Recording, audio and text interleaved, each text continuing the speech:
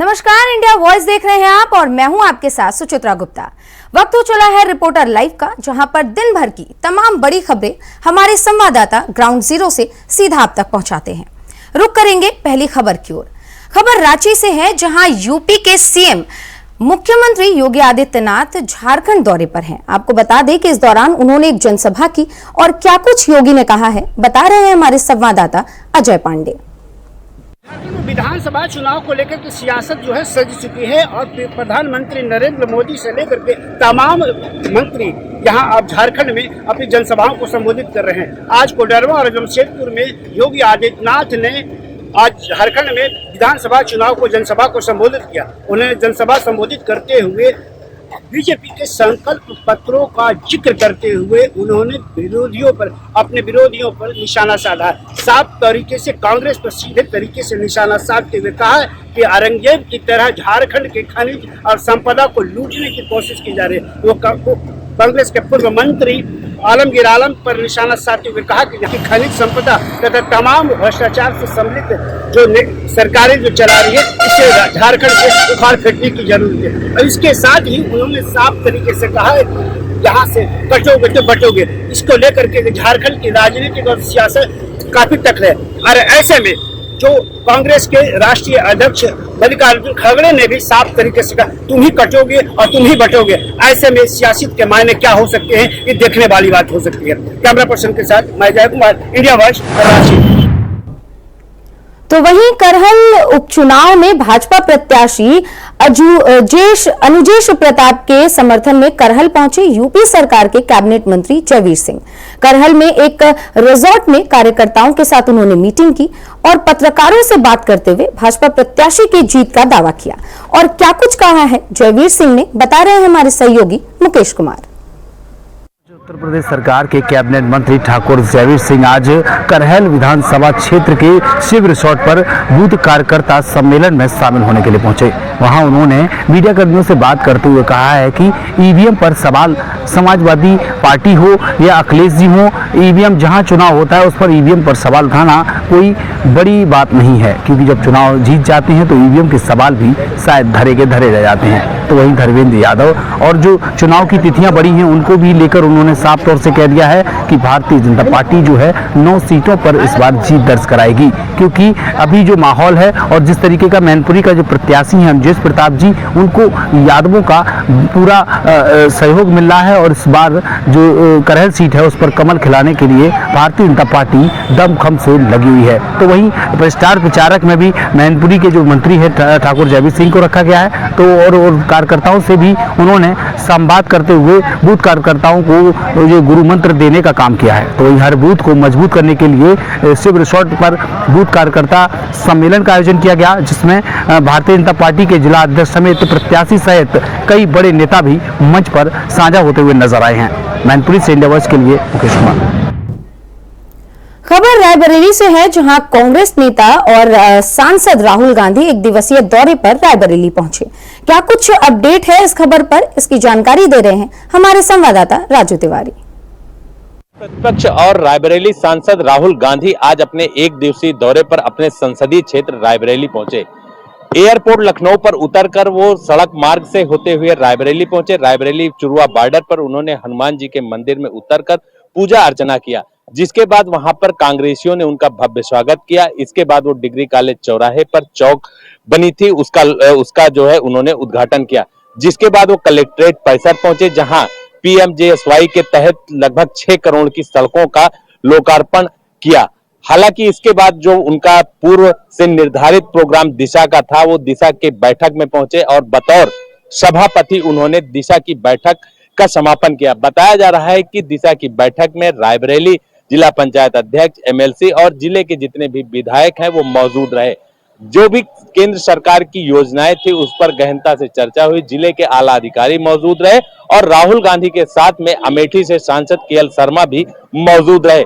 बता दें कि काफी अहम दिशा की बैठक इसलिए माना जा रहा है कि 2.25 साल के बाद ये दिशा की बैठक हो रही है और दिशा की बैठक में जो केंद्र सरकार की योजनाएं हैं, जो केंद्र सरकार से लाभ मिलता है, उसको लेकर जिले के विकास की रफ्तार को बढ़ाने के लिए ये बैठक की गई थी। Raju Tiwari, India voice. तो वहीं अल्मोड़ा के मोरचुला में हुए हादसे के बाद सरकार और प्रशासन ने घटना से सबक लेने का काम किया। सीएम धामी ने अधिकारियों को दिशा निर्देश दिए हैं। क्या कुछ निर्देश दिए हैं सीएम धामी ने, इसके बारे में पूरी जानकारी दे रहे हैं हमारे संवाददाता अभय कैंतुरा। अल्मोड़ा के मारचूला में हुई सड़क दुर्घटना के बाद अब सरकार ने भी सबक लेने का काम किया है। मुख्यमंत्री पुष्कर सिंह धामी ने आज सचिवालय में अधिकारियों के साथ अहम बैठक ली और अधिकारियों को दिशा निर्देश दिए। जिस तरीके से ये घटना घटी है, ऐसी घटना की पुनरावृत्ति दोबारा न हो, उसके लिए अभी से ही एहतियात बरतने के लिए कहा गया है। इन सड़कों पर क्रॉस बैरियर, पैराफिट लगाने के निर्देश दिए जा चुके हैं। ऐसे में समझा जा सकता है कि जो ये घटना हुई है, जिसमें 36 लोगों के अकाल मृत्यु यहाँ पर हुई है, 27 लोग घायल हुए, उससे सरकार ने सबक लिया है और कहा है कि आने वाले दिनों में अधिकारियों कर्मचारियों को बेहतर तरीके से यहाँ पर काम करना होगा, ताकि इस तरह की घटनाओं की पुनरावृत्ति न हो। और जिस प्रकार से अभी तक के जो घटनाक्रम यहाँ पर घटा है, उसमें कह सकते हैं कि जांच में आने वाले दिनों में भी और दूसरे अधिकारियों के खिलाफ कार्रवाई होगी, जबकि अभी तक 2 ARTO को निलंबित किया जा चुका है। और ये कह सकते हैं कि उत्तराखंड में सड़क दुर्घटनाएं बड़ा चिंता का विषय होती है, इसलिए मुख्यमंत्री पुष्कर सिंह धामी ने अधिकारियों को सख्त दिशा निर्देश दिए ताकि सड़क दुर्घटनाओं पर विराम लग सके। कैमरामैन असमेल साथ अभय कैंतुरा, इंडिया वाइज। तो रुक करेंगे अगली खबर की ओर, जहां डीजीपी चयन पर यूपी सरकार के फैसले पर सवाल उठने लगे हैं। क्या है ये पूरा मामला, विस्तार से बता रहे हैं हमारे सहयोगी मोहम्मद आसिफ। उत्तर प्रदेश के डीजीपी के चयन को लेकर सरकार के फैसले पर सपा प्रमुख अखिलेश यादव ने कई सवाल खड़े किए हैं। सपा प्रमुख अखिलेश यादव ने यह कहने की कोशिश किया है कि सरकार या नियमावली लाकर अपने एक बड़े अधिकारी को डीजीपी के पद पर बैठाना चाहती है। सपा प्रमुख अखिलेश यादव ने यह भी सवाल दागा है कि अब यूपी सरकार ने दिल्ली की लगाम अपने हाथों में लेने की कोशिश किया है। सपा प्रमुख अखिलेश यादव ने इशारों में ही यह भी कहने की कोशिश किया है कि दिल्ली और यूपी सरकार के बीच सब कुछ ठीक ठाक नहीं चल रहा है। हालांकि सपा प्रमुख अखिलेश यादव यूपी और दिल्ली के रिश्तों को लेकर कई बार तंज भी कसा है। बता दें कि कल योगी सरकार के कैबिनेट की मीटिंग में एक अहम प्रस्ताव पास किया गया, जिसमें डीजीपी के अस्थायी नियुक्ति को लेकर सरकार ने एक नियमावली बनाई। अब सहयोगी फैज के साथ आसिफ बेग, इंडिया वाइज लखनऊ। तो वहीं अगली खबर कानपुर देहात से है, जहां से एक हृदय विदारक घटना का लाइव वीडियो सामने आया। इस वीडियो में क्या कुछ है, इसकी पूरी जानकारी दे रहे हैं हमारे संवाददाता गौरव शुक्ला। कानपुर देहात से एक हृदय विदारक घटना सामने आई है, जिसमें विद्युत कर्मचारी की करंट की चपेट में आने से दर्दनाक मौत हो गई है।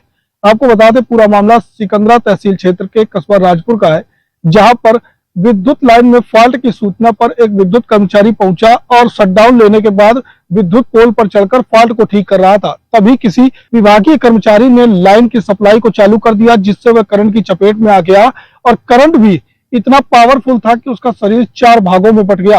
गर्दन अलग हो गई, पैर अलग हो गए। इस तरीके से यह दर्दनाक घटना सामने आई है, जिसकी सूचना परिजनों को मिली तो परिजनों ने हंगामा काटना शुरू कर दिया और विभागीय जिम्मेदार अधिकारियों पर कार्रवाई की मांग को लेकर प्रदर्शन किया और मुगल रोड को भी जाम कर दिया। वहीं सूचना पर पहुंचे उप जिलाधिकारी और क्षेत्राधिकारी, कई थानों की फोर्स मौके पर पहुंची और पूरे मामले को संभालने में लग गई। उन्होंने प्रयास किया कि किसी तरीके से परिजनों को समझाया जा सके और ये पूरा मामला शांत कराया जा सके, लेकिन परिजन लगातार कार्रवाई की मांग पर अड़े रहे। इस घटना को देखने के बाद कई लोगों के रोंगटे भी खड़े हो गए। उन्होंने कहा कि विद्युत विभाग के अधिकारी लापरवाह हो चुके हैं, जिसके चलते आए दिन घटनाएं होती हैं और जिसकी एक नजीर यह भी सामने आई कि विद्युत कर्मचारी मनोज की दर्दनाक मौत हो गई। कानपुर देहात से गौरव शुक्ला, इंडिया वाइज। वहीं अगली खबर भिलाई से है, जहां छत्तीसगढ़ सहायक समिति कर्मचारी संघ ने अनिश्चितकालीन हड़ताल शुरू कर दिया है। लेकिन क्यों, इसकी पूरी जानकारी दे रहे हैं हमारे संवाददाता श्रीकांत दास। सहायक कर्मचारी समिति अनिश्चितकालीन हड़ताल पर बैठ गई है। आपको बताते चले कि अपनी 3 सूत्री मांग को लेकर छत्तीसगढ़ सहकारी कर्मचारी समिति लगातार आंदोलन करती आ रही है। अपने वेतन भुगतान को लेकर के काफी आक्रोश उनके मन में है। आपको बताते चले कि लगभग 2058 समितियों में 13,000 कर्मचारी कार्यरत हैं, जो अपनी मांगों को लेकर के अनिश्चितकालीन हड़ताल पर बैठ चुके हैं। आपको बताते चले कि छत्तीसगढ़ में 14 नवंबर से संपूर्ण धान खरीदी शुरू होगी। वहीं पर छत्तीसगढ़ कर्मचारी समिति के उपाध्यक्ष गंगा राम मानीपुरी ने बताया कि हमारी 3 मांगों को लेकर हम पहले भी 2 बार धरना प्रदर्शन कर चुके हैं और मुख्यमंत्री और खाद्य मंत्री के नाम ज्ञापन कलेक्टर के माध्यम से सौंपे हैं। उन्होंने बताया कि हमारी मुख्य मांगे मध्य प्रदेश के तर्ज पर हमें भी हर समितियों को 3-3 लाख रुपया दिया जाए, ताकि कर्मचारियों का वेतन समय पर दे सकें। और अगला मांग उन्होंने बताया कि जो धान में सुखद आती है उसकी पूरी की पूरी भरपाई समिति के ऊपर आता है, जो कि सरासर गलत है, मार्जिन है, वो सरकार वहन करे। तीसरी मांग उनकी थी कि सन 2018 सेवा नियम जो बने हुए हैं उसमें तो आंशिक संशोधन कर हमें भी अन्य सुविधाएं दी जाए। आपको बताया चले कि लगभग पूरे प्रदेश में समिति धरना प्रदर्शन संभागीय स्तर में कर रही है। आने वाले समय में 14 नवंबर से धान खरीदी शुरू होनी है। मैं श्रीकांत दास, दुर्ग से, इंडिया वाइस। वक्त तो चला एक छोटे से ब्रेक का, जल्द लौटते हैं, कहीं जाइएगा नहीं।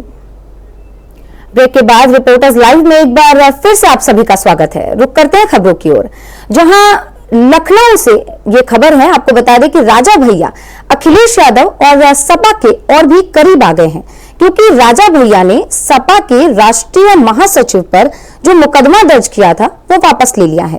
क्या है ये पूरा मामला, इसकी खबर दे रहे हैं मोहम्मद आसिफ। जनता दल के राष्ट्रीय अध्यक्ष रघुराज प्रताप सिंह उर्फ राजा भैया की सपा से नजदीकियां कुछ ज्यादा ही बढ़ती देखी जा रही हैं। राजा भैया ने सपा के राष्ट्रीय महासचिव इंद्रजीत सरोज पर दर्ज कराए गए मुकदमे को वापस ले लिया है। इससे अब कयासों का बाजार गर्म हो चला है और यह भी कहा जा रहा है कि राजा भैया और समाजवादी पार्टी के बीच तल्ख रिश्ते अब पूरी तरह से खत्म होंगे। जनसत्ता दल के राष्ट्रीय अध्यक्ष रघुराज प्रताप सिंह ने 2019 के चुनाव के दौरान समाजवादी पार्टी के राष्ट्रीय महासचिव इंद्रजीत सरोज पर एक बयान को लेकर मानहानि का मुकदमा दर्ज कराया था। इस मुकदमे की एमपी एमएलए कोर्ट में सुनवाई भी शुरू होने वाली थी, लेकिन जनसत्ता दल के राष्ट्रीय अध्यक्ष रघुराज प्रताप सिंह ने अपने अधिवक्ता के साथ एमपी एमएलए कोर्ट पहुंचकर मुकदमा वापस लेने की कवायद शुरू कर दी है। सहयोगी फैज के साथ आसिफ। वहीं खबर दिल्ली से है, जहां पर्यावरण मंत्री गोपाल राय ने बढ़ते प्रदूषण स्तर के मुद्दे पर संबंधित विभागों के साथ बैठक की है। क्या कुछ हुआ है इस बैठक में, बता रहे हैं हमारे सहयोगी कमल किशोर।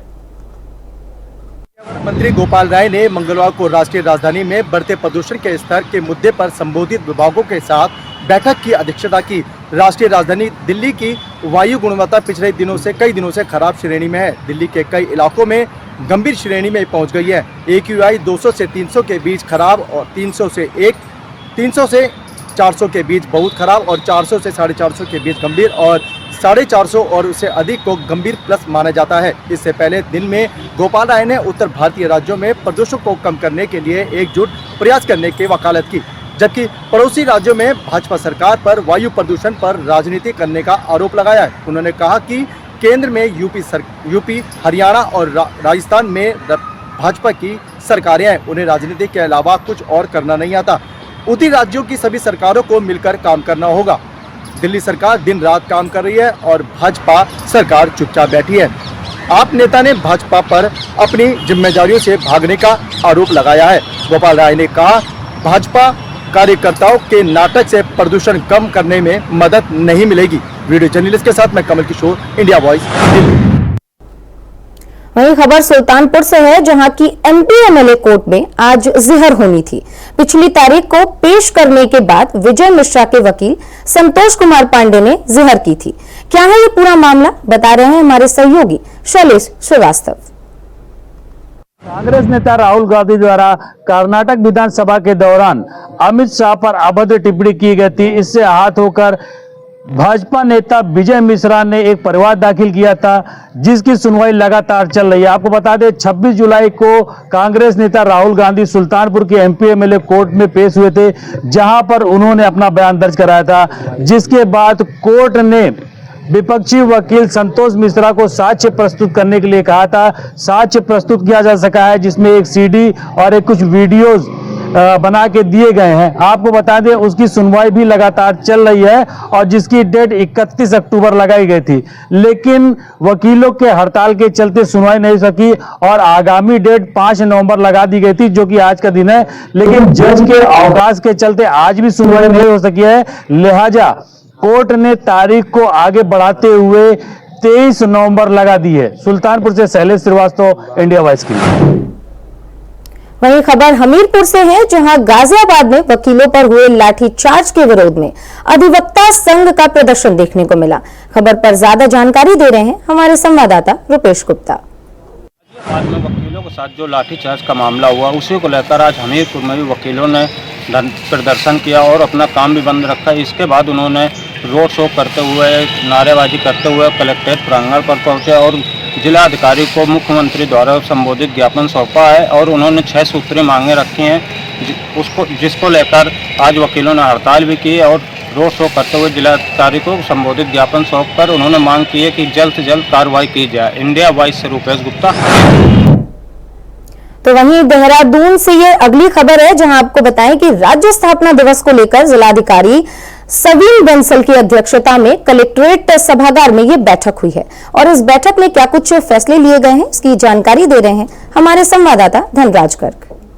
9 नवंबर को उत्तराखंड का स्थापना दिवस है और इस 9 नवंबर को उत्तराखंड 24 वर्ष का पूरा हो चुका होगा, 25 वर्ष में प्रवेश करता हुआ नजर आएगा। और वहीं देखिएगा कि इस मौके पर कई ऐसे भव्य कार्यक्रम रखे गए थे, लेकिन जिस तरीके से उत्तराखंड के अंदर खासकर अल्मोड़ा के अंदर जो बस हादसा हुआ है और उसमें 36 लोगों की जान चली गई है, उसके बाद कहीं ना कहीं मुख्यमंत्री पुष्कर सिंह धामी की तरफ से सभी कार्यक्रम स्थगित करते हुए साफ तौर पर कहा गया है कि जो 9 नवंबर का स्थापना दिवस होगा, इसको बड़ी ही सादगी के साथ मनाया जाएगा। यानी कि कार्यक्रम तो होंगे, लेकिन सादगी के साथ वो कार्यक्रम किए जाएंगे। और आप देखिएगा कि उसकी तैयारियों को लेकर कहीं ना कहीं जिलाधिकारियों को निर्देश भी दिए गए हैं कि प्रत्येक जिला स्तर पर कार्यक्रम जरूर किए जाएंगे, लेकिन सादगी के साथ किए जाएंगे, क्योंकि एक बड़ा हादसा उत्तराखंड के अंदर हाल ही में हुआ है कि इस हादसे को भूल नहीं सकते हैं। लेकिन 9 नवंबर एक ऐसा दिन है कि स्थापना दिवस है और स्थापना दिवस पर क्योंकि उत्तराखंड काफी कुर्बानियां देने के बाद उत्तराखंड बना है, तो कहीं ना कहीं वो कार्यक्रम भी लाजमी किए जाएंगे, लेकिन सादगी के साथ कहीं ना कहीं ये कार्यक्रम किए जाएंगे। इसको लेकर मुख्यमंत्री पुष्कर सिंह धामी ने सभी जिलाधिकारियों को निर्देश दिए हैं कि अपने जिला स्तर से वो कार्य करें। और वहीं राजधानी देहरादून की बात करें तो राजधानी देहरादून के जो जिला अधिकारी हैं सवीन बंसल, उन्होंने भी कहीं ना कहीं कार्यक्रमों की तैयारी शुरू कर दी है और अभी जो कहा जाए कि जो दायित्व है वो भी कर्मचारियों को बांट दिए गए हैं कि कौन किस तरीके से कार्य करेगा। India voice Dhanraj Garg, Dehradun. मैनपुरी में सपा सांसद डिंपल यादव ने एक बड़ा बयान दे दिया। क्या कुछ कहा है डिंपल यादव ने, बता रहे हैं हमारे सहयोगी मुकेश कुमार। पूरी की सांसद डिंपल यादव ने आज बरनाल क्षेत्र में नुक्कड़ सभाओं को संबोधित करते हुए मीडिया कर्मियों से बात करते हुए भारतीय जनता पार्टी पर जम कर निशाना साधा है। उन्होंने कहा है कि सुप्रीम कोर्ट का जो आदेश आया उसका वह स्वागत करती हैं। उन्होंने कहा है सोच समझ के जो नीति हैं उन पर सुप्रीम कोर्ट का जो आदेश पारित हुआ है बिल्कुल न्यायपूर्वक है। और तो वहीं उन्होंने कहा है कि लगातार जो टोपी लगाकर जो मुरादाबाद में जो भारतीय जनता पार्टी के जो प्रत्याशी हैं वो मुस्लिम वोट को लुभाने के लिए खुद को मुस्लिम की टोपी लगाकर वोट मांगने का मामला सामने आया है उस पर भी उन्होंने कटाक्ष करते हुए कहा है कि मतलब निकालने के लिए भारतीय जनता पार्टी के कोई नेता कुछ भी कर सकते हैं और कुछ भी कह सकते हैं। फिलहाल भारतीय जनता पार्टी के जो लोग जिस तरीके के बयानबाजी कर रहे हैं, ठाकुर जयवीर सिंह द्वारा भी बयान दिया गया है। उन्होंने कहा कि 9 की 9 सीटें भारतीय जनता पार्टी जीत कर आएगी, जिसमें मैनपुरी की सीट को मुख्य माना जा रहा है। पूरे उत्तर प्रदेश में 9 सीटों पर चुनाव को लेकर सभी राजनीतिक पार्टियां जहां दमखम से लगी हुई हैं, तो वहीं डिंपल यादव ने आज जमकर भारतीय जनता पार्टी पर निशाना साधती हुई नजर आई हैं। मैनपुरी से इंडिया वॉइस के लिए मुकेश कुमार। तो वहीं कानपुर देहात में तेज रफ्तार का कहर देखने को मिला। क्या कुछ है पूरी खबर, बता रहे हैं हमारे सहयोगी गौरव शुक्ला। यहाँ पे तेज रफ्तार बस अनियंत्रित होकर खाई में जा पलटी, करीब 1 दर्जन यात्री हुए घायल। आपको बता दें पूरा मामला रूरा सिवली रोड का है, जहां पर कानपुर से झींझक जा रही एक बस रूरा सिवली मार्ग पर अचानक मोड़ पर अनियंत्रित हो गई और खाई में जा पलटी। इस बीच बस में सभी सवारियां फंस गईं। करीब 40 से 50 सवारियां उस बस में सवार थी, व कानपुर से झींझक जा रही थी। इस बीच घटना के बाद मौके पर मौजूद लोगों ने रेस्क्यू कर सवारियों को बाहर निकाला, तो करीब 1 दर्जन सवारियां घायल थीं। वहीं एम्बुलेंस के माध्यम से उन घायलों को अस्पताल में उपचार के लिए भेजा गया, तो वहीं मामूली घायल लोगों को अन्य वाहनों से उनके गंतव्य तक पहुंचाया गया। स्थानीय लोगों ने बताया कि बस बेहद तेज थी और मोड़ पर वह ड्राइवर बस को नियंत्रित नहीं कर। अगली खबर वाराणसी से है, जहां अंधविश्वास के चक्कर में आकर पति ने अपनी पत्नी और बच्चों को गोली मारकर मौत के घाट उतार दिया। क्या है पूरी खबर, जिसकी जानकारी दे रहे हैं हमारे सहयोगी धर्मेंद्र। आज सुबह बड़ी घट के सामने आई है। एक पिता ने अपने पुत्रों और पुत्रियों के साथ अपने पत्नी को गोली से मारकर हत्या कर दी। यह मामला वाराणसी के भेलुपुर थाना अंतर्गत भदैनी पावर हाउस का मौका बताया जाता है, जिसमें पिता ने ही अपने पुत्री और पुत्र के साथ पत्नी को मौत की घाट उतार दिया, जिसकी भनक काफी सुबह होने के बाद पड़ोसियों के द्वारा मिली, जिसके बाद पुलिस ने मौके पहुंचकर छानबीन शुरू कर दी। मामला भेलुपुर के भदैनी क्षेत्र पावर हाउस के पास से बताया जाता है, जहां पिता ने अपने पुत्र और पुत्री के साथ पत्नी की हत्या की। मामला संज्ञान में आया कि राजेंद्र गुप्ता नामक व्यक्ति, जो कि 15 वर्षों से उस क्षेत्र में मकान के किराए के मकान में रहता था, किसी तांत्रिक या ज्योतिष के कहने पर कि उसकी पत्नी जो है उसके कार्य क्षेत्र में बाधा आती है, तमाम समस्याओं का सामना करना पड़ता है, परेशान। तो फिलहाल के लिए रिपोर्टर लाइव में आज के लिए बस इतना ही। देश और दुनिया की तमाम खबरों के लिए आप बने रहिए इंडिया वॉइस के साथ। नमस्कार।